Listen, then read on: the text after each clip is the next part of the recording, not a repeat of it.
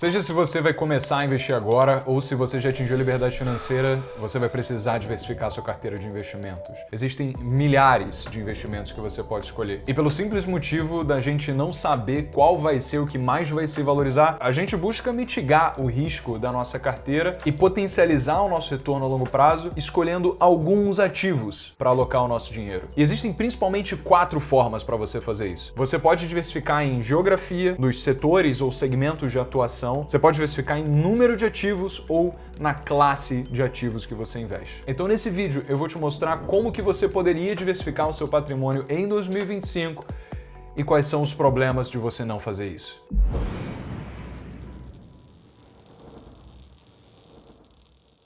Primeiro tópico, diversificação em geografia. Eu já vi algumas pessoas falando assim: se você tem gastos no Brasil, então você precisa ter investimentos no Brasil. E beleza, faz sentido, mas eu queria colocar algumas coisas para você em perspectiva aqui pra gente ver se esse é tanto o caso. Vamos lá. Aqui eu tô puxando a evolução do nosso índice Bovespa, que é o principal índice do mercado de ações brasileiro. E eu quero analisar esse índice a partir de 2005, pra gente conseguir pegar o que aconteceu com o índice Bovespa nos últimos 20 anos. E se a gente fizer uma conta, vou colocar aqui em linha para ficar mais fácil de visualizar, do quanto o índice Bovespa se valorizou desde então, isso vai dar em torno de 407%. E lindo, caramba, poxa, o nosso investimento se multiplicou então em 5 vezes se a gente está investindo há 20 anos. Parece um excelente negócio. Pois é, só que tem outras coisas que a gente tem que analisar também. Qual foi a inflação nos últimos 20 anos? Então, vim aqui no site do IBGE, coloquei janeiro de 2005 até dezembro de 2024. O que aconteceu com R$1.000? O poder de compra de R$1.000 20 anos atrás é o que R$2.959 compram hoje. Ou seja, inflação acumulada de 195,99%, 196%. Ao contrário do que a maior parte das pessoas pensa, para você saber qual foi o ganho real de um investimento descontado da inflação, não é só você pegar a rentabilidade de um, subtrair pela inflação da moeda. Não é assim que faz a conta. Existe uma fórmula para você fazer esse cálculo e ela vai estar aparecendo aí na tela. Se a gente trocar essas variáveis pelos valores propriamente dito, então o resultado que a gente vai ter do ganho real para quem investiu no Ibovespa nos últimos 20 anos foi de 71%. É claro que ao longo desse tempo aconteceu uma série de coisas. O dólar naquela época estava 2,50, agora ele está perto de R$6. Isso impacta diretamente na inflação ao longo do tempo, porque o dólar interfere no preço dos produtos de alto valor agregado, como o celular que a gente tem, e nas commodities que são negociadas em dólar, por exemplo, trigo. Então, para quem é brasileiro e investiu no Ibovespa nos últimos 20 anos, o ganho real em torno de 71%. Mas, olha o que acontece se a gente vier aqui e for buscar analisar o Ibovespa dolarizado. Para o investidor estrangeiro que colocou o seu dinheiro no Brasil e tem ele alocado no Ibovespa nos últimos 20 anos, ou num ETF que replica o índice Ibovespa, tipo o BOVA11, o que aconteceu foi que, em dólar, ele comprou aqui o Ibovespa em torno de $9.500, enquanto agora está em torno de $21.000. Essa conta aí vai dar uma evolução de em torno de 110% nesse período. Bem diferente dos 407% que pareceram render para o brasileiro. Porque ainda que para essa conta a gente não vai descontar a inflação do real, porque afinal a vida desse investidor estrangeiro é em dólar, o dólar ele também acumulou uma inflação ao longo desse tempo. Então, se a gente for analisar aqui, eu puxei no Bureau de Estatística dos Estados Unidos para a gente saber qual foi a inflação do dólar nesses últimos 20 anos. E esse valor foi, $1.000 se transformaram em 1.654 em relação a poder de compra, o que significa que a inflação foi de 65,498%. Aplicando esse valor na fórmula e o investidor estrangeiro que comprou o Ibovespa há 20 anos atrás, ele teve um ganho real em dólar de 26,89%. Cara, 20 anos para 26% de ganho. Você começa a entender a importância da gente diversificar os nossos investimentos em geografia e não manter todos os nossos recursos aqui no Brasil porque é mais fácil. E se a gente for além e, por exemplo, analisar aqui a performance do S&P 500, que é tipo o Ibovespa dos Estados Unidos, na verdade negocia as 500 maiores empresas norte-americanas. Vou puxar aqui a rentabilidade do SPY, que é justamente o ETF que replica o S&P 500. Em 2005, ele estava aqui em $116 e agora está em 605. Isso significa uma valorização de 335% sobre o capital investido. Levando em consideração os 65,5% de inflação acumulados em dólar nesse mesmo período, então o ganho real para o investidor estrangeiro que investiu no S&P 500 foi de 162,8%. Substancialmente mais generoso do que aconteceu com o Ibovespa, né? Agora vamos ainda mais. Se a gente converter os ganhos do S&P 500 em real, já considerando a desvalorização do real frente ao dólar, e descontar a inflação do real ao longo desse tempo, que a gente viu que foi de 195,99%, isso representa uma evolução de investimento de 1.168% a uma inflação de 195,99%, o que dá um ganho real de 328%. Isso é para o brasileiro que ganha em real, que gasta em real e que mandou parte do seu patrimônio lá para fora para investir no S&P. Caramba! Então quer dizer que nos últimos 20 anos, um brasileiro que investiu no S&P teve um retorno quase 5 vezes maior do que o brasileiro que investiu no índice Bovespa. E é claro que olhar para o passado não significa que o mesmo vai acontecer no futuro. Isso é tipo a primeira premissa de investimentos que a gente aprende. Por outro lado, tem algumas premissas que a gente pode assumir. E eu queria que você me respondesse, na verdade. O que causa a valorização de uma moeda em relação a outra? Se a economia, que tem o poder da emissão dessa moeda, ela gere bem os recursos públicos, ou seja, tende a ficar em superávit ao invés de déficit, o que mostra a responsabilidade fiscal que acaba atraindo investidores para essa economia. Se existe um grau de liberdade econômica que incentiva o empreendedorismo, então existe muita inovação e produção de riqueza em valores absolutos. Se nessa economia existem baixas taxas de juros, o que justamente facilita o acesso ao consumo, porque as pessoas têm mais acesso a crédito, conseguem comprar mais, portanto as empresas vendem mais, portanto existe mais geração de emprego para conseguir suprir a demanda da alta de produção. E também como que essa moeda é percebida globalmente frente a todas as outras. Por exemplo, quando a gente olha para o dólar, existe um custo de oportunidade alto de você deixar de investir no dólar para investir no real, porque o dólar, bem ou mal, é a moeda do comércio internacional, então muitos países usam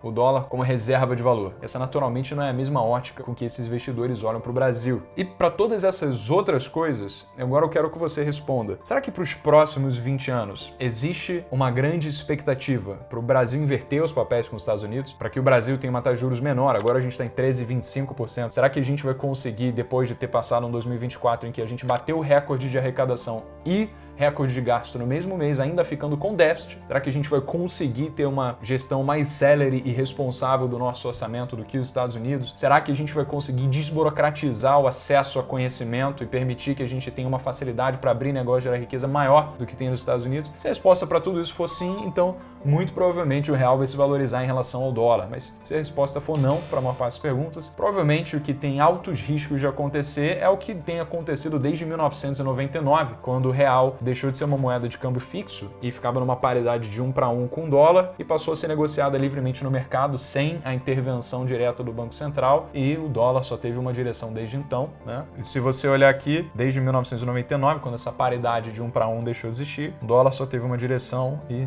você sabe qual foi. Agora, o mais bizarro, quando a gente olha para as empresas que compõem o índice Bovespa, não é nem a baixa performance para o brasileiro, ainda por cima, eu não estou nem dizendo para o gringo, mas é a baixa performance em comparação a ativos com risco muito menor. Por exemplo, se a gente for no site da B3 e buscar entender qual que foi a rentabilidade de um CDB que rende a 100% do CDI nesses mesmos últimos 20 anos, eu coloquei aqui 1 de 1 de 2025 para 31 de dezembro de 2024, a 100% do CDI investindo R$1.000. Isso teria trazido um retorno de 626,4%. É claro, bruto, se você resgatasse esse valor, você ia pagar 15% de imposto de renda. Eu já fiz essa conta para você. Isso seria uma rentabilidade líquida de 532%. Descontando a inflação que aconteceu nesse período, de 195,99%, que a gente já viu, o ganho real para quem investiu num investimento praticamente livre de riscos durante esse mesmo tempo foi de 113%, enquanto de novo o do Ibovespa foi de 71%. Breno, então peraí, você tá me dizendo que a gente não deveria investir no Brasil? Não foram todas as empresas negociadas em bolsa que não entregaram bons retornos. Tiveram muitas empresas que acabaram performando muito bem. No caso, foram as empresas que compõem o índice Bovespa que deixaram a desejar. Acontece que para você escolher essas empresas, você tem que fazer uma coisa chamada de análise fundamentalista, em que você vai analisar o DRE, o balanço dessas empresas, vai ler os relatórios para entender quais são seus diferenciais de mercado e visão de futuro, para ver quais essas empresas acabam se superando em relação aos concorrentes. E, além disso, continuar acompanhando essas empresas ao longo do tempo, para de fato perceber se a análise que você fez num primeiro momento se mantém e você quer segurar a sua posição para o longo prazo. E para a maior parte das pessoas fazer isso acaba dando muito trabalho, porque as pessoas trabalham, as pessoas elas querem viver um tempo de lazer e às vezes tomar o tempo para conseguir analisar várias empresas que elas nem sabem se vão investir acaba sendo algo que simplesmente elas não querem tomar o tempo ou sequer o risco de fazer, e se fizer ainda faz uma má análise e acaba escolhendo uma empresa que na verdade não era tão boa assim. Qual que é a conclusão que eu tiro disso? A gente deveria ter patrimônio no Brasil? Com certeza. A nossa reserva de emergência que a gente vai precisar para imprevistos do dia a dia, isso precisa estar em real, porque na prática, de fato, os nossos gastos são em reais. E a gente pode também ter uma parcela em ativos de renda fixa que tem uma rentabilidade legal, como por exemplo CDBs que são travados num vencimento daqui a 5, 10 anos, que acabam apresentando uma rentabilidade generosa de 15% ao ano pré-fixada, 16% ao ano pré-fixada. Se você estiver disposto a investir em ativos que não têm garantia do FGC, até 18%, 20% de forma pré-fixada. Ou às vezes, se você quiser só investir em ativos pós-fixados, você tem aí bancos que oferecem CDBs a 120%, 125% do CDI. E você pode buscar analisar empresas da bolsa que você acredita que potencialmente vão bater o índice Bovespa. Claro, tendo ciência que de alguma forma você vai estar nadando na contracorrente por conta da desvalorização cambial, né, que vai tender a continuar acontecendo com o real, dado que todas aquelas premissas que a gente conversou se mantêm. Então, o crescimento de uma empresa precisa ser autossuficiente para não só compensar essa desvalorização cambial, mas também, inclusive, compensar o custo de oportunidade para você investir aquele mesmo recurso em ativos dolarizados. Ou seja, precisa ser realmente excelentes análises que você faz para ter uma carteira de ativos brasileira, ao invés de usar aqueles mesmos recursos para serem diversificados em dólar. Conclusão que eu tiro disso: tenha uma parcela relevante do seu patrimônio em ativos dolarizados. Na minha carteira hoje eu tenho 60%, 65% nesses ativos. Segundo ponto, diversificação em setores. Da mesma forma como a gente pode diversificar nos setores de energia, de indústria, de automóvel, setores financeiros, imobiliário, consumo básico, criptomoedas, a gente pode diversificar nos setores tanto aqui quanto em outras economias. O grande motivo do porquê a gente busca diversificar o nosso patrimônio em setores é porque muitas vezes alguns setores sofrem influências de mercado diferentes dos outros. E o que a gente quer fazer é justamente identificar o quanto que cada setor, ou que cada ativo de cada setor está correlacionado a ativos de outros setores. O ideal é que a gente tenha uma carteira com ativos que são descorrelacionados. E para isso existe uma métrica chamada de coeficiente de correlação, que a gente pode ver simplesmente na maior parte das ferramentas de análise de gráfico aqui que estão disponíveis para a gente. Agora, só por motivos de comparação, vamos pegar aqui duas empresas do mesmo setor com tamanhos razoavelmente parecidos. Vamos dizer que eu vou pegar aqui Bradesco para a gente comparar. E eu também vou puxar agora o Santander. Legal. Coloquei os dois juntos aqui só para a gente dar uma olhada. E eu vou puxar agora o coeficiente de correlação para a gente ver. Legal. Olha só, o coeficiente de correlação aqui para os últimos 20 dias já está em 71%.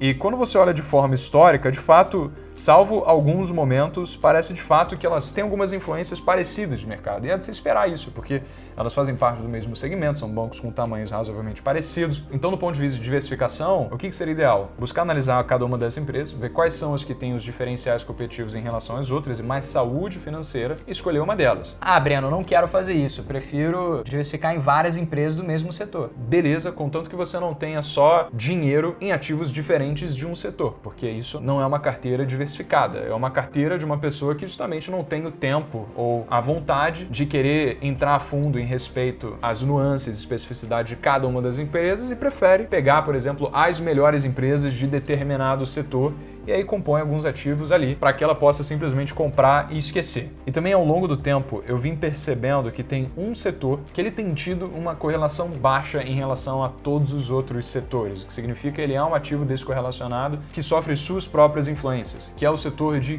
criptomoedas. Cara, qual ativo de cripto comprar, né? Então, hoje, basicamente, a maior parte do mercado de cripto, de mais de 2 trilhões de dólares, está concentrada em dois ativos, que é Bitcoin e Ether. Então, ainda que Bitcoin e Ether dificilmente vão se valorizar 100 vezes em um ano, o que poderia acontecer com algumas altcoins ou algumas criptomoedas alternativas, elas são ainda assim extremamente voláteis e o Bitcoin por si tem uma característica deflacionária, pelo fato de ter 21 milhões de Bitcoins e a cada 4 anos tem um halving em que você precisa de mais esforço para minerar a mesma quantidade de Bitcoins, o que empurra a finalização da mineração dessas 21 milhões lá para frente. Isso por si acaba aumentando a escassez da moeda e com essas matérias que estão surgindo, como por exemplo, governo querendo dizer que não consegue competir com Bitcoin, governo querendo fazer reserva de Bitcoin, governo colocando o Bitcoin como moeda oficial da sua economia. O que basicamente está acontecendo são governos falando, cara, se eu não posso contra Bitcoin e criptomoedas, então vou me unir a eles. E isso vira uma profecia autorrealizável.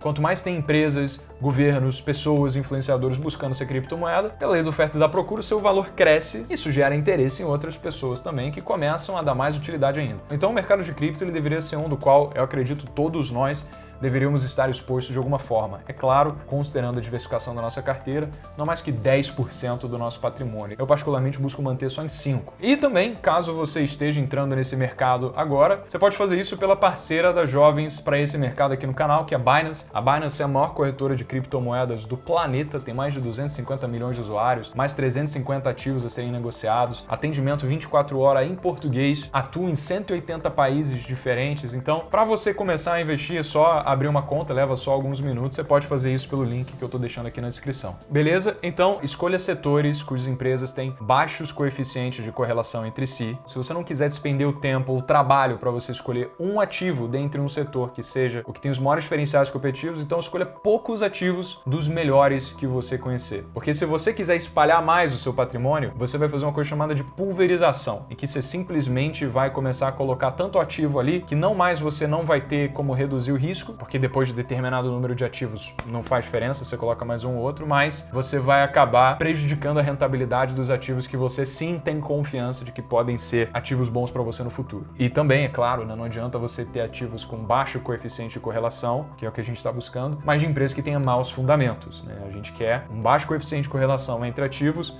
com bons fundamentos para cada ativo. E aí a gente chega na nossa terceira forma de diversificar, que é em número de ativos, né? Chega a determinado patamar, vai fazer diferença na nossa carteira? Então, existem dois tipos de risco, tá? Que a gente quer mitigar. Um deles é possível de mitigar, que é o risco não sistêmico. O que é o risco não sistêmico? É o risco de um ativo específico, ou seja, se você fizer uma análise fundamentalista, bem embasada, estudando os diferenciais competitivos de uma empresa, altas são as chances que, pelos fundamentos da empresa, você acabe tendo um baixo risco não sistêmico. E ainda você montando uma carteira diversificada com vários desses ativos, o risco não sistêmico tende a ir a zero. Existem alguns estudos que dizem que uma carteira de 12 a 15 ativos descorrelacionados já elimina quase que completamente o risco não sistêmico, ou seja, você não precisaria ter uma carteira com mais ativos do que isso, se for com o objetivo de só eliminar esse risco. Mas existe também o risco sistêmico. E esse não tem muito que você possa fazer, porque esse é o risco de colapso geral do mercado. Por exemplo, dificilmente você ia estar investindo em algum ativo durante a pandemia da Covid-19 em que você não tivesse perdido dinheiro. Foi um apagão de riqueza generalizado. Mesma coisa com a crise subprime. Quando há uma crise e isso acaba impactando muitos mercados, cara, a economia, ela funciona como uma corrente. O gasto de uma pessoa acaba sendo a renda da outra. Então, se o mercado ele é pesadamente impactado, quer dizer que o poder de gastos das pessoas que vivem naquele mercado vai impactar na renda dos mercados adjacentes, né? Isso tende a gerar um problema generalizado. Então, cara, vai investir em renda variável, você vai correr o risco sistêmico, né? Não tem como fugir disso. Mas o que você pode fazer, e é o que eu tenho feito também, caso você não esteja dedicando tanto tempo, não esteja lendo os relatórios, não esteja tão confiante em relação aos ativos que você está comprando, você pode investir em ETFs, que são basicamente um ativo,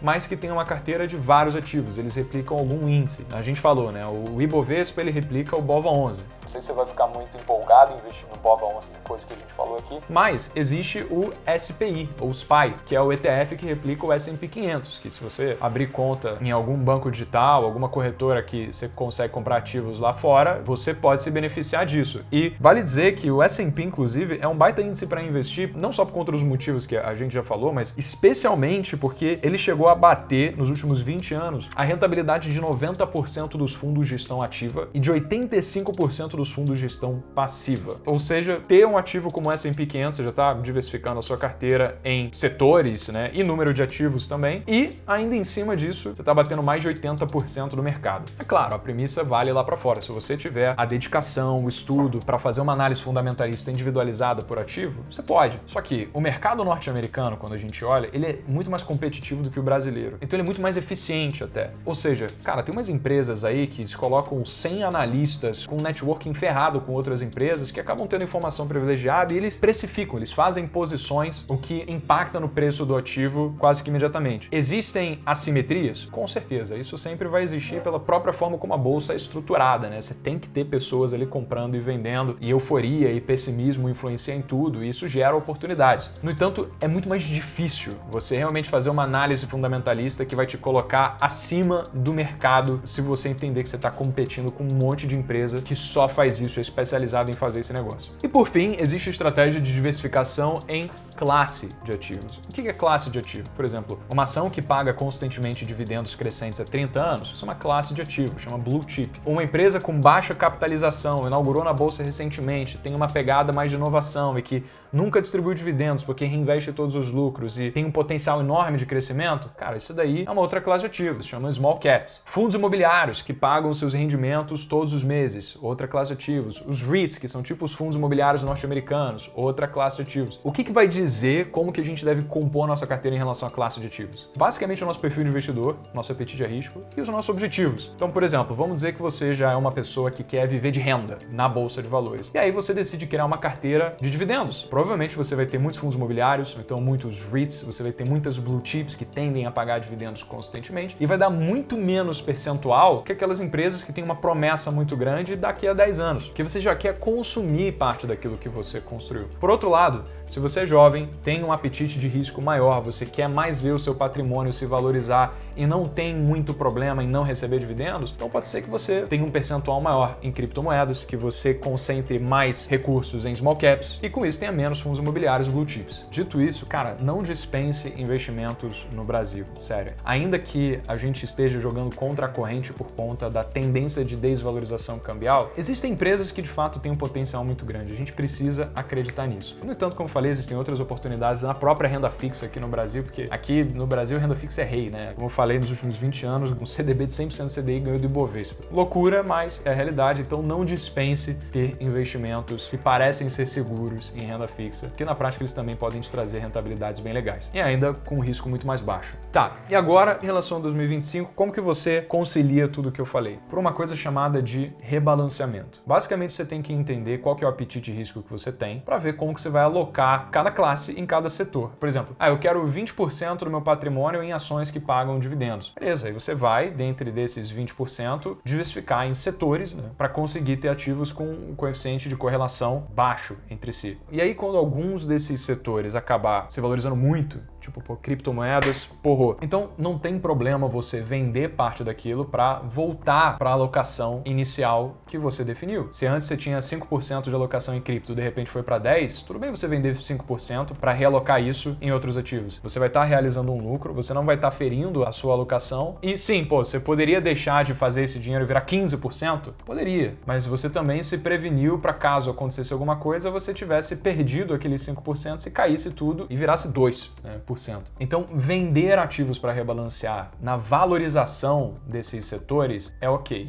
O que não é legal é, crise generalizada, vou vender porque não quero perder mais. Porque isso é risco sistêmico, é risco do sistema. Não tem muito que você possa fazer. Nessas horas é melhor você comprar, ao invés de ficar querendo vender, perdendo dinheiro. Você vende quando você está ganhando dinheiro, que aí você realoca e realiza aquele lucro. A não ser que você tenha comprado alguma coisa que você se arrepende, né? Aí é melhor você vender o quanto antes possível. Fez uma análise ruim, mudou os fundamentos da empresa, tá perdendo dinheiro com aquilo, sabe que vai perder mais se manter? Aí, beleza, né? Todo mundo erra na vida também, essa é a exceção. Bom, espero que esse vídeo tenha sido engrandecedor para você. Se lembra, link da Binance aqui na descrição para você que quer entrar no mercado cripto. Deixa o like nesse vídeo, se inscreve no canal se você quer mais esse tipo de conteúdo. Sem mais, Meu nome é Breno Perrucho, esse é o Jovens de Negócios.